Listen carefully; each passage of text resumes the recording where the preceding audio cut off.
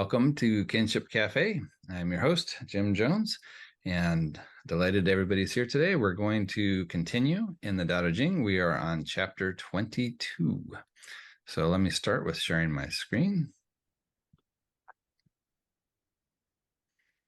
All right. So let's go ahead and get started with the text here. It begins, crippled becomes whole, crippled becomes whole, crooked becomes straight.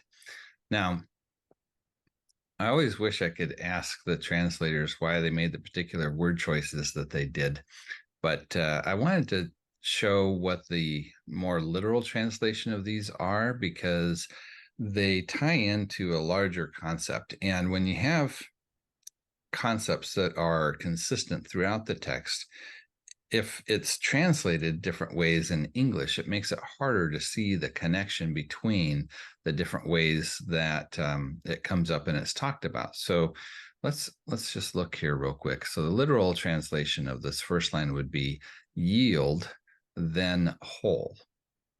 So I'm not sure how he ended up exactly with crippled, but maybe he was trying to find like the more of an opposite of whole, and that's why he went with something like crippled. And then the second one is bend, then straight. And we can see crooked becomes straight. That's fine. But yield and bending are two key concepts that come up frequently in the Tao Te Ching. And that's why it's important to understand, at least in this case, that we're kind of engaging with some of the same type of language. So I want to do something I don't normally do, which is jump ahead to chapter 76. And I'm actually just going to read it instead of putting it on the screen here. But it's one of my favorite passages, and it really brings up where yield and bend kind of come into play. There's a lot of other places as well, but this chapter in particular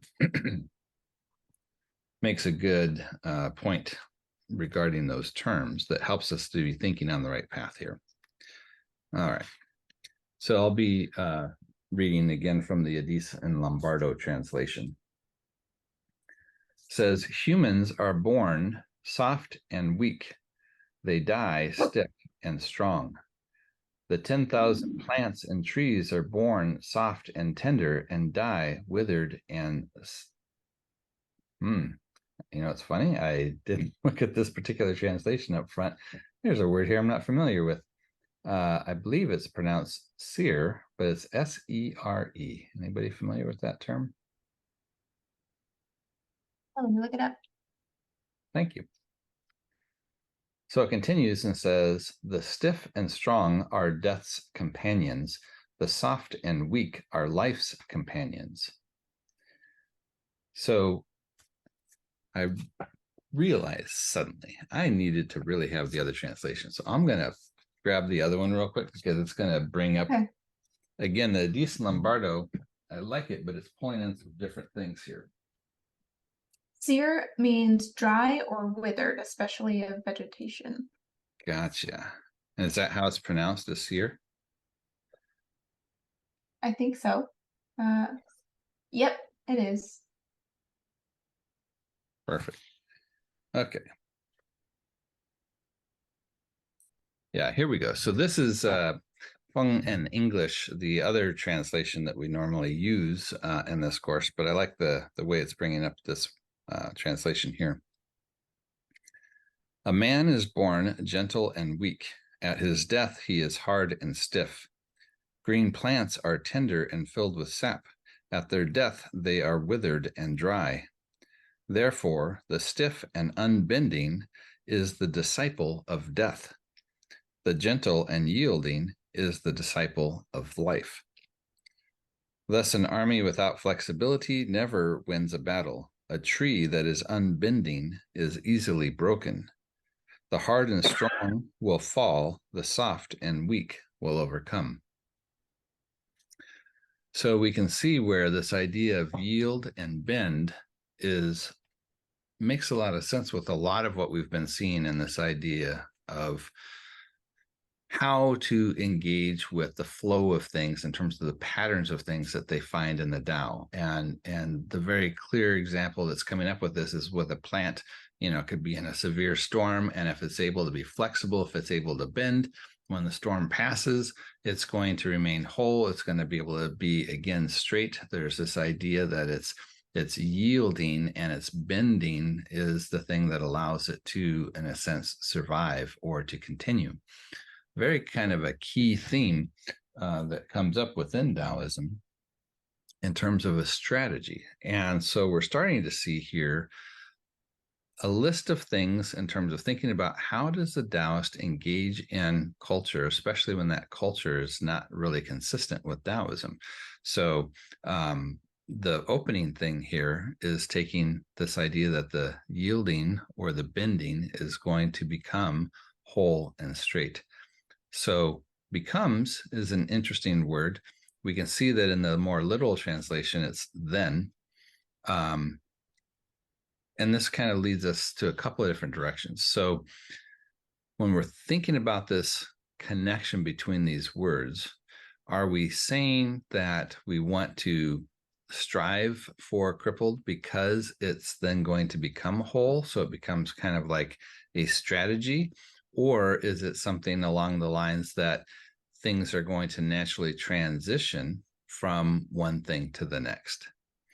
And what we've seen within the context of Taoism is that there's this idea that things are not permanent. They continuously change. There's this flow from one side to the other, from yin to yang and back again, or from wu or nothing to presence, going back and forth between those two categories as well. So I think what we're seeing here is more of this movement that goes back and forth between these kinds of extremes. And especially in these opening lines, we're dealing with a benefit that they see, because this ability for it to go back and forth is what allows something like the plant to live. And when people practice that same kind of philosophy in terms of being able to yield or to bend, that it's going to allow for, in a sense, kind of a longer life, as opposed to trying to confront things head on and not to be able to yield or to bend, but to really try and war or argue your way into a particular position that you're unwilling to compromise on. So this would be kind of like the opening salvo of this chapter. And it continues with a couple of different parallels that are along the same lines. Hollow becomes full, worn becomes new, little becomes more, much becomes delusion. It's kind of an interesting transition there. But we see, there's this idea that, things don't stay one way. What was hollow becomes full and back again, right? What was worn becomes new and back again. So there's definitely this idea of not just impermanence, of that things are here and then they're gone, but also in the sense that they don't continue in a particular way. One of the but most popular Taoist parables, I guess you could say, that we've talked about here is about the man or the farmer that has the horse that runs away. And so one of the things that's key in that parable is the fact that with the change in perception in terms of time, things keep flip-flopping back and forth. So if you're not familiar with the parable, the horse runs away and the townspeople come around the farmer and they say, "Oh, how unfortunate." And the farmer's response is, "Well, we'll see." And then the horse decides to come back, but it brings with it a bunch of wild horses, and wild horses in general were worth a lot of money. So this is kind of an increase in the farmer's wealth. And so the townspeople all come around him again and say, "Oh, how fortunate." And the farmer again says, "Well, we'll see." And then his son is trying to break in one of the horses and falls off of it and breaks his leg. Townspeople are saying, "Oh, how unfortunate." Again, we'll see. And then the general comes through and is conscripting all the young men to fight in the war, and his son can't go because of his broken leg. And again, all the townspeople say, how fortunate. So you have the same event that seems like it's one way, getting flip-flopping back and forth between whether or not they perceive it as a good thing or a bad thing. And the farmer, who's the wise person in this case, is withholding judgment about, is this good, is this bad, because he knows things change. And that's one of the things that's being brought up with these categories, is that nothing's constant. Everything continues to flow back and forth between what seems like extremes. So maybe I'll pause there for just a minute and just see if there was any questions, or is this flowing okay? Are you tracking what we're talking about? Yeah, I'm with you. Okay. Yes. Oh, good. I'm glad to hear the story about we'll see, because Jeff has talked about that a lot. Yeah, he likes that story, doesn't he? All right. So that being the case, then what does the Taoist do? So it says, therefore, the sage, the wise one, cling to the one and take care of this world. It's another kind of interesting way that this is translated, in my opinion. But it starts off with this idea that the Tao, or the sage, is clinging to this idea of oneness, or it's embracing this idea of oneness. And this is kind of a central concept, that within Taoism, everything is actually one thing. It's just in different aspects of manifestation. So when it doesn't seem to be manifested as anything, it still is something. It just doesn't appear like anything. And that's what they refer to as absence. And then when it ends up in different configurations, this is what we're talking about as far as the 10,000 things, or presence would be kind of the opposite then of absence. But it's still all the same stuff. It's just configured different. So we might think about, that we know that we're surrounded by, all these different particles and atoms, but most of them we're unable to see. But when they come together in certain configurations, then at a certain point, we're able to actually discern them and recognize them as objects in our world.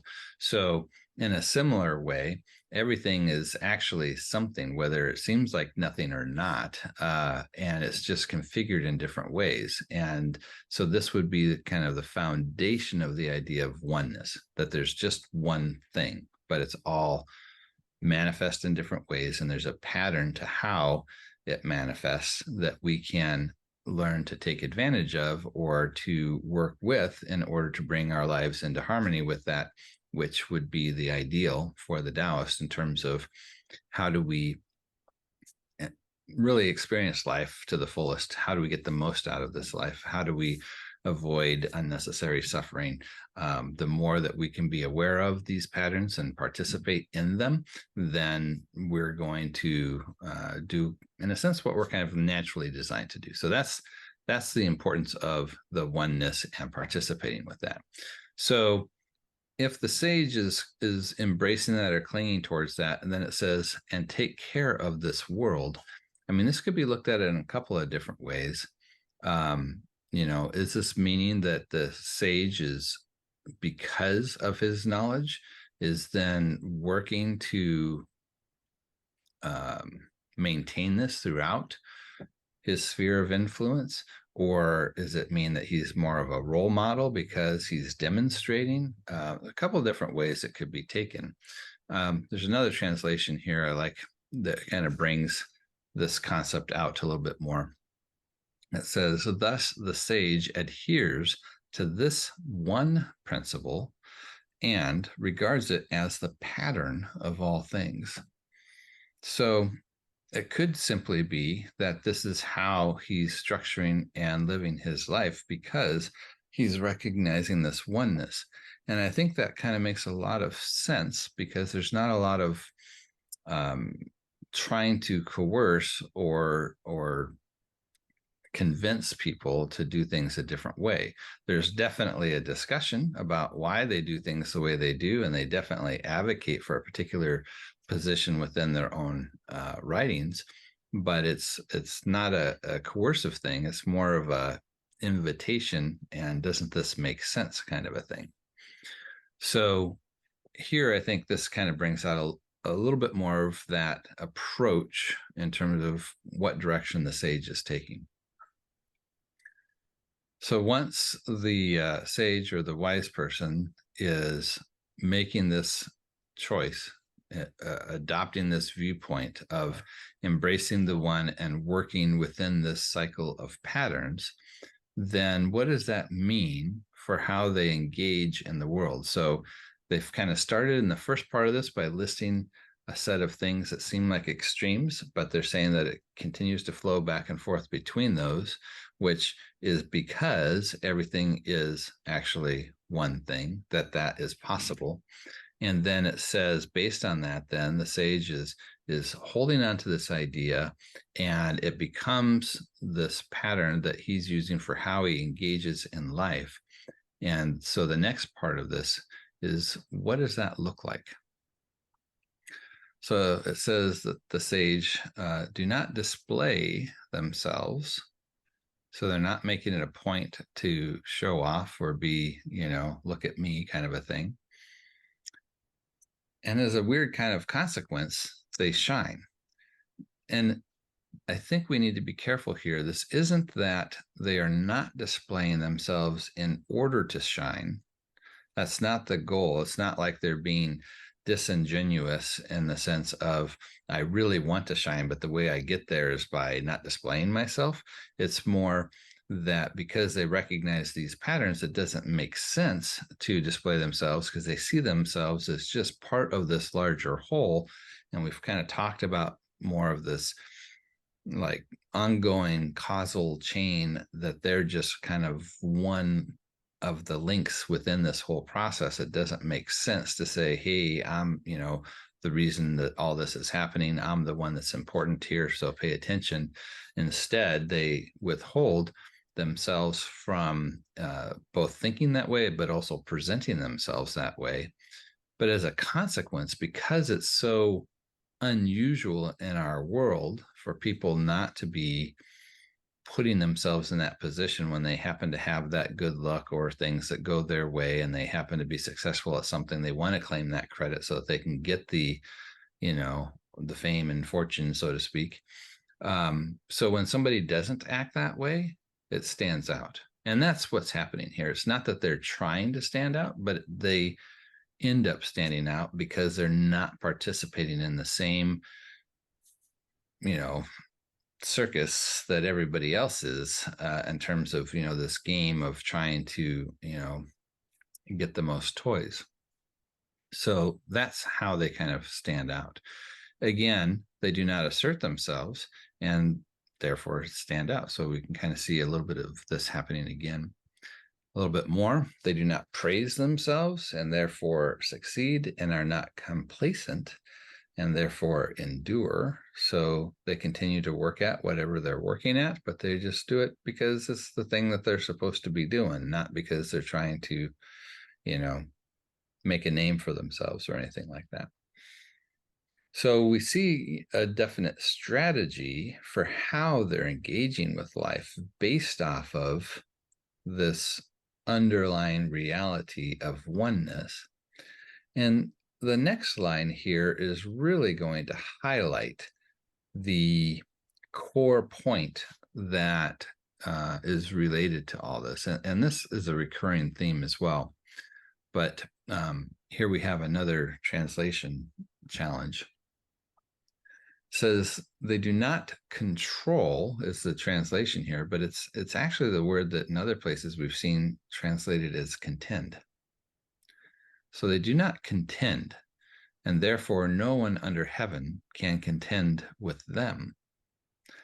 And this idea of not contending becomes very thematic, in the same way that it's saying that what yields and what bends is ultimately, remains whole or becomes straight, like the plant that's able to weather the storm because of its flexibility. Here they're saying that this contention would be like, not bending, not yielding. And if you engage in that, then there's going to be this continual engagement back. But if you don't contend, if you're practicing that yielding, then you've got a whole different scenario here where if you're not, in a sense, kind of fighting back, then it's very difficult for other people to contend with you. And this is what's coming out in this theme here. Non-contention has that benefit that it makes it very difficult for other people then to contend with you. There's another place in chapter 8 where we saw this. You might recall it started off saying, best to be like water, which benefits the 10,000 things and does not contend. So this not contending is a recurring theme that's happening throughout the text that has a lot to do with the strategy for how are you supposed to then engage in this world based on the idea of the Tao, based on the idea that everything is one thing and that there are these patterns. So I'll just kind of pause there for a minute back at this passage and just see what your thoughts are on this, because it definitely runs counter to a lot of how our culture presents the right way to approach. I think a lot of people could do with not contending or like picking their contentions a little more wisely. Like, I don't know, a lot of people are on Facebook, but you just see everybody in comments, no matter what it is. Like, it could just be a funny little comic or something, and they're arguing about something. And I just think, like, you could just not contend, save your energy, maybe. Like, what's the point? And also, just in general, like, I don't know, I think of silly examples of when I was a kid, like me and my brother used to fight sometimes. And then I realized that if I just ignore him, then I don't have to deal with it. So I think that can apply as well in many areas of life, not contending. But I see where this is going with life in general. Like, don't try to go against the current so much. Because if you just go with the flow, then life is going to be easy breezy for you.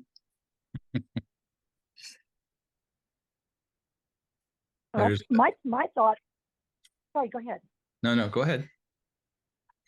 My thought is that it in my mind, relates a lot to different religions that enforce ways in which you should be dealing with your life and give restrictions that don't have the kind of flexibility and don't allow that flow and acceptance of others in a positive way.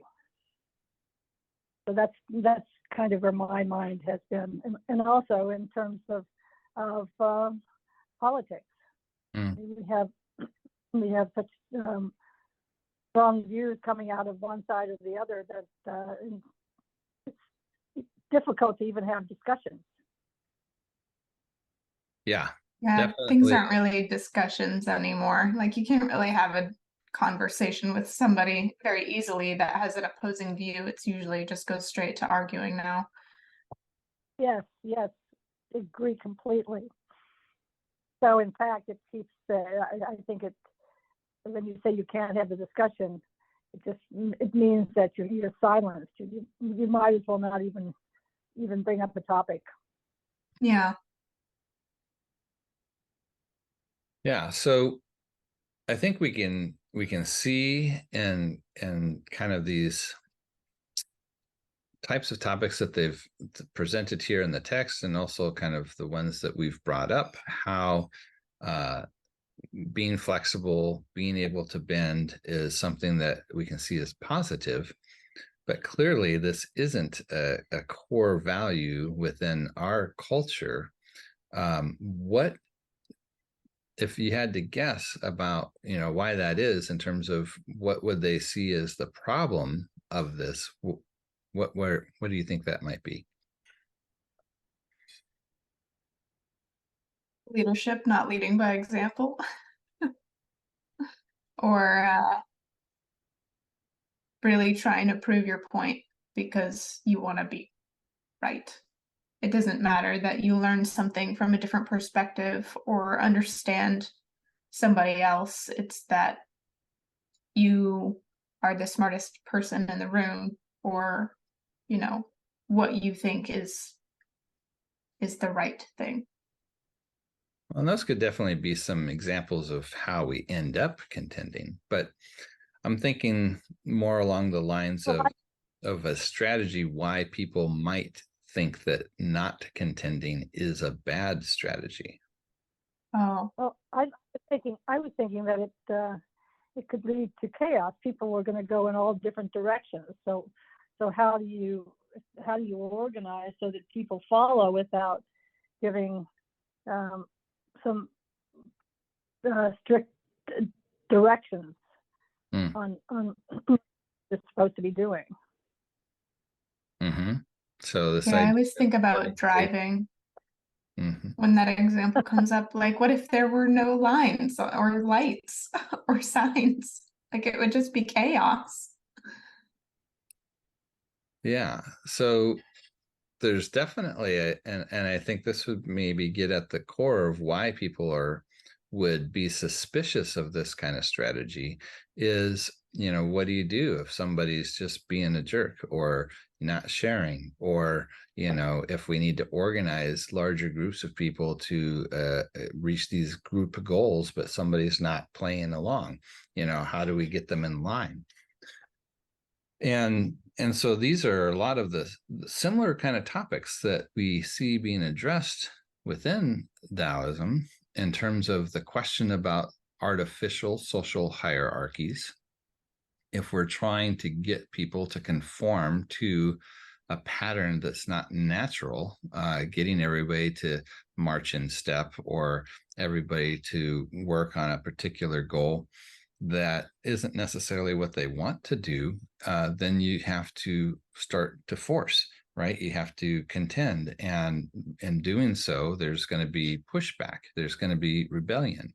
And so at the core then of why do we have social unease or war or other types of suffering, is because the Taoists would argue that we're continuing to try and squish that square peg into the round hole so that we can just make everything work. Or as we talked about before, the carved wood is that cultural process of shaping people into what they're supposed to be in terms of what society wants, as opposed to embracing the natural in its uncarved way.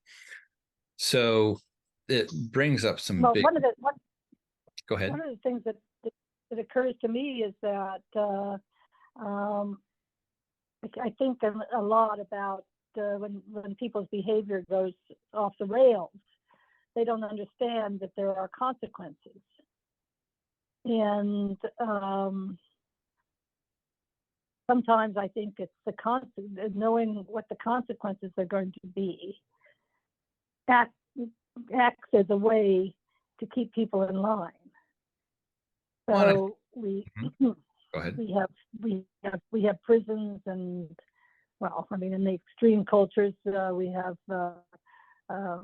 people getting their hands cut off if they steal, those kinds of things. But if you feel, and looking today at the people that are going in and stealing from shops and things, there's no consequences that they perceive, so they just feel that they can go and do that.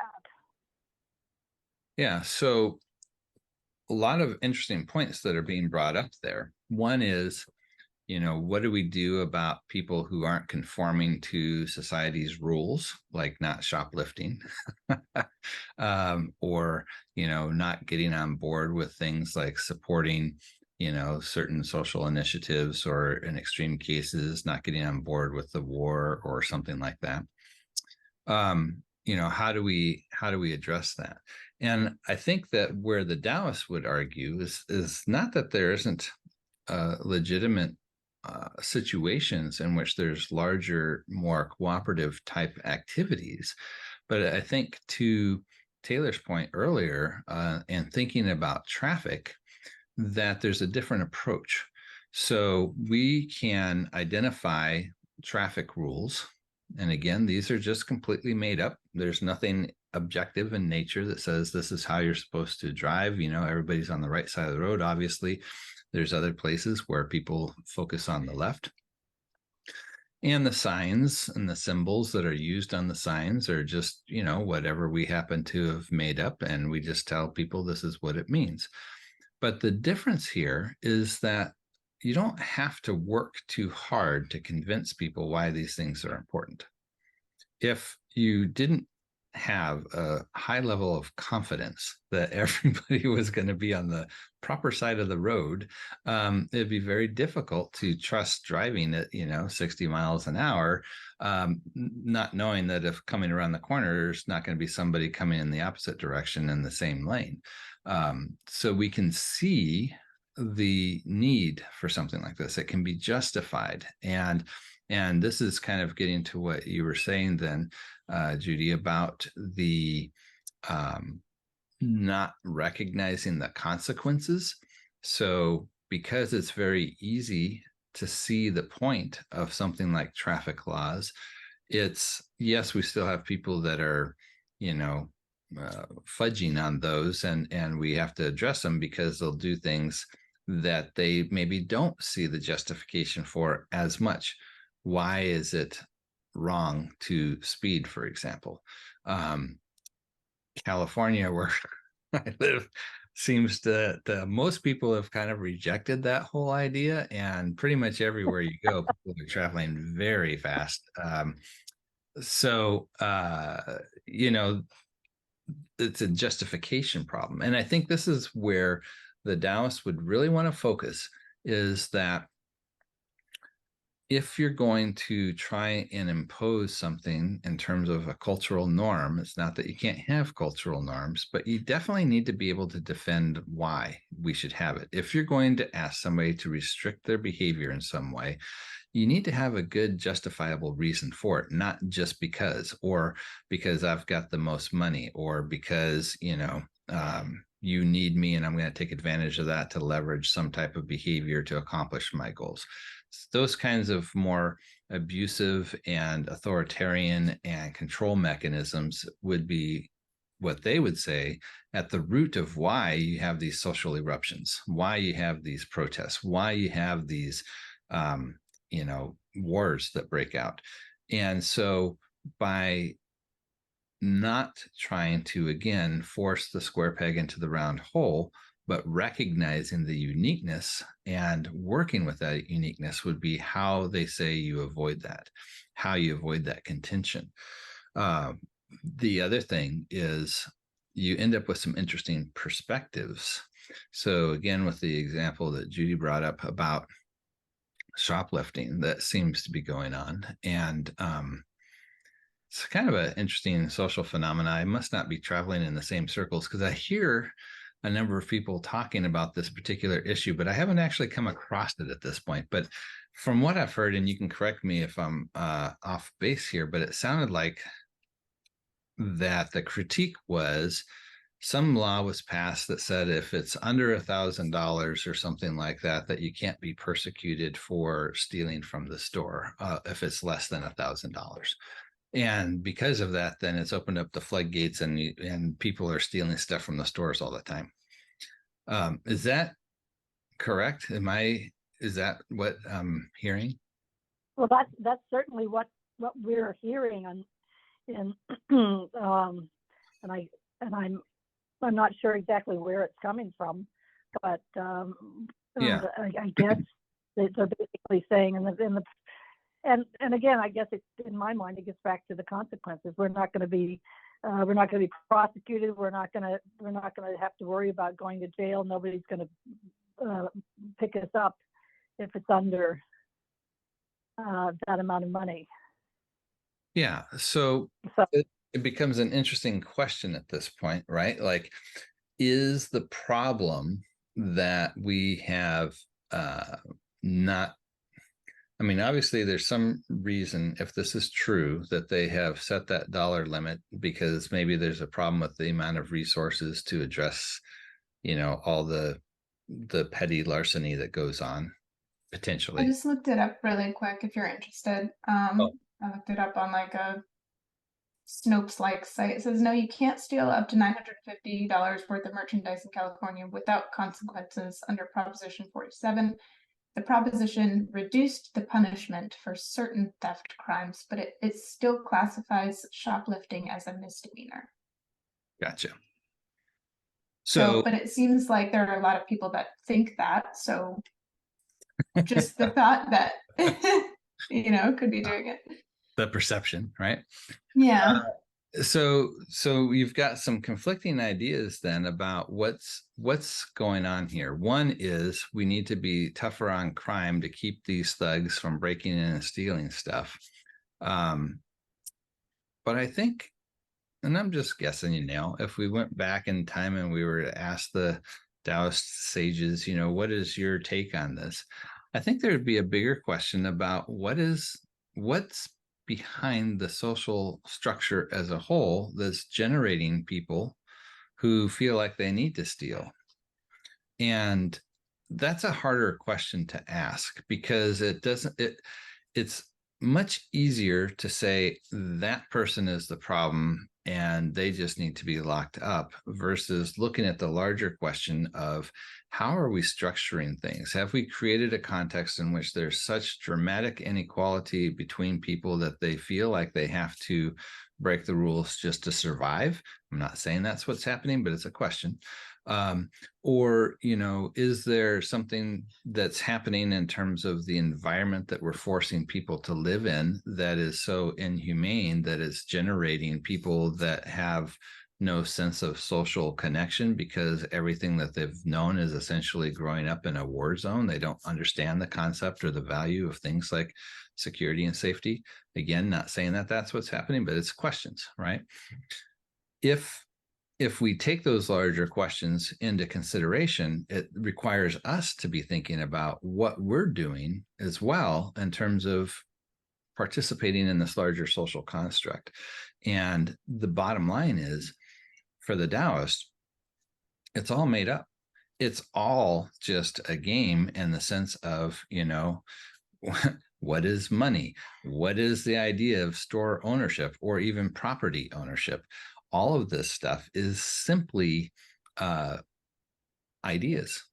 It's not objective reality. It's ways of looking at things that we've decided to adopt as a culture and enforcing it by having certain rules in place to make sure everybody plays by the same rules. But ultimately, the rules are all completely arbitrary. So we have to get back to the question of how do we justify it? How do we make sense to the larger populace that this is actually in everybody's best interest? If we can do that, the Taoist, I think, would argue, you're going to have a lot greater participation because it will be obvious that it's beneficial, and it would need to actually be beneficial to everybody, not just the people who happen to be in power or the people who happen to have the resources or whatever the case may be. So that's just some thoughts. What you're saying is making me question what the relationship is between the Taoists and the communists, because it seems to me that the communism answers those questions that you were just asking about, is this happening because people are not being treated equally? Well, certainly that's not unique to communism. There's a lot of different religious and cultural systems that have that as a concern, including our own. The question is, are we actually doing a good job with that? I guess what I was asked was that at the time, where was communism in the philosophy of communism So, in, yeah, with, at the time of the Daodejing, neither capitalism nor communism or Marxism were ideas at this point. Those are much later developments. But I think at a core level, the question, because in a certain sense, the Taoism is promoting a process, not an answer. And what they're saying is we have to recognize over and over again that these things that we view as good and evil, right and wrong, typically are things that are culturally determined and don't have an actual basis in reality. So where we get into trouble is when we start thinking, because it's easy to, when you grow up in a certain system, that this is just the way things are, or this is obviously the right way, we can start thinking of them in terms of being objectively true as opposed to subjectively, imposed. And by recognizing that everything is subjectively imposed, it opens the door for continual reevaluation about, does this make sense? How do we justify these requirements, these rules, these, stations? If we can't, then maybe we need to reevaluate them and alter them, which becomes much easier if we keep it in front of mind that all of our cultural norms are arbitrary.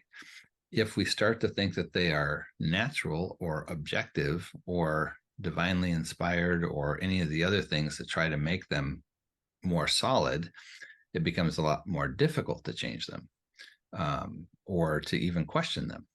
And that's where I think the Taoist process would make sense in kind of any culture, in the sense that it requires any form of coercion, in a sense, to be justified. Why are we doing this? Does it make sense? Does everybody think, or the vast majority of us think, that this is the way that we should go? That would be kind of more, I think, what's happening here.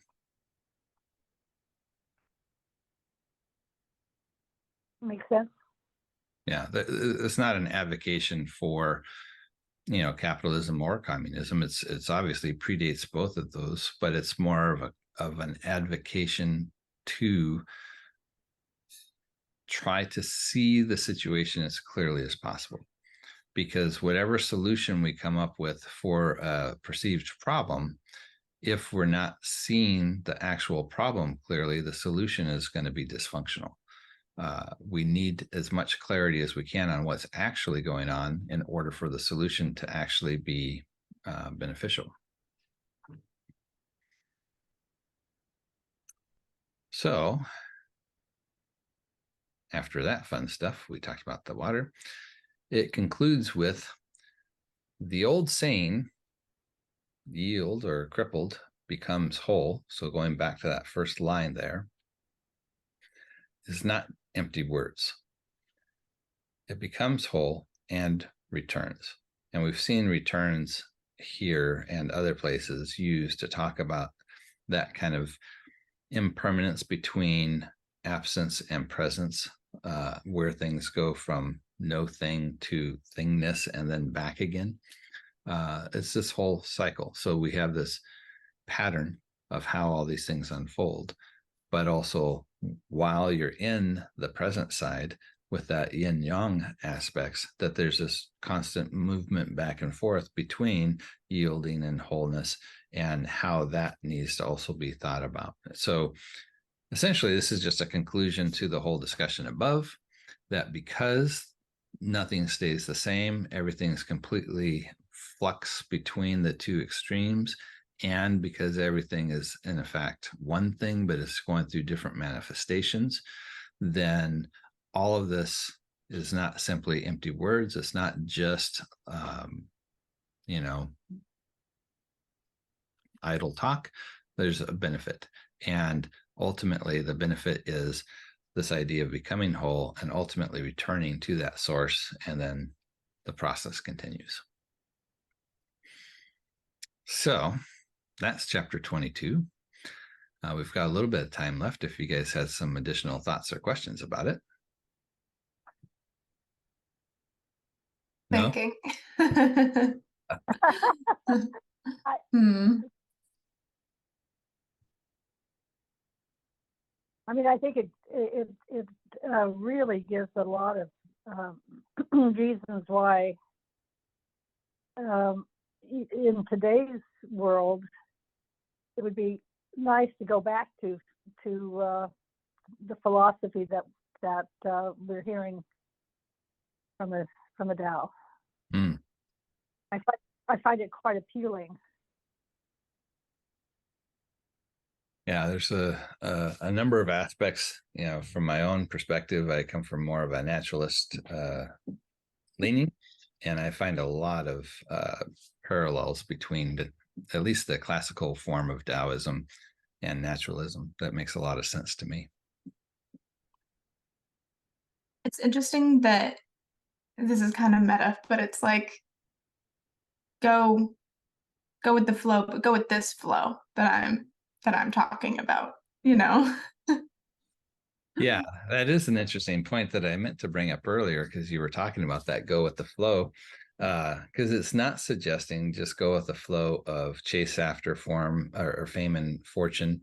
You know, it's not saying just go along with, you know, being whittled down into a particular shape to fit within the cultural matrix. You know, it's challenging those ideas, but how it challenges it is not with like a frontal attack. It's with questions. It's with, you know, does this make sense, or is this logical? Or if we look at the natural world as, you know, a guide where we see that there are these patterns for how things flow,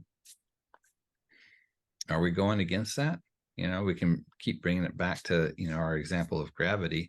You know, you could choose to ignore it. You can choose to be, maybe not choose to be ignorant of it, but you may be ignorant of it, but it's still going to have an impact. And if whatever your designs are taking gravity into consideration and working with that pattern, you're going to be far more successful than if you try to go against it. So that would be kind of like the bottom line reasoning is understand the way of the world. How do things actually work? Not from our cultural constructs, but just more kind of at the, what we might say, like the physics level. And then extrapolate from there how you would think about actions that are going to be conducive given what our actual world is, as opposed to our socially constructed world that may or may not line up with reality. Do not contend with gravity. You will lose.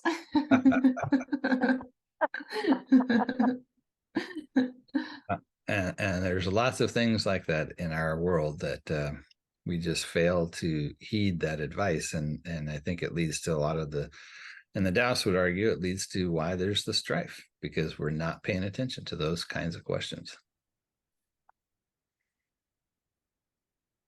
All right. Well, I find sorry, myself asking the question: what happened? What happened that Tao seemed to be replaced by other philosophies? Why was that? Because it seems so appealing to me, anyway.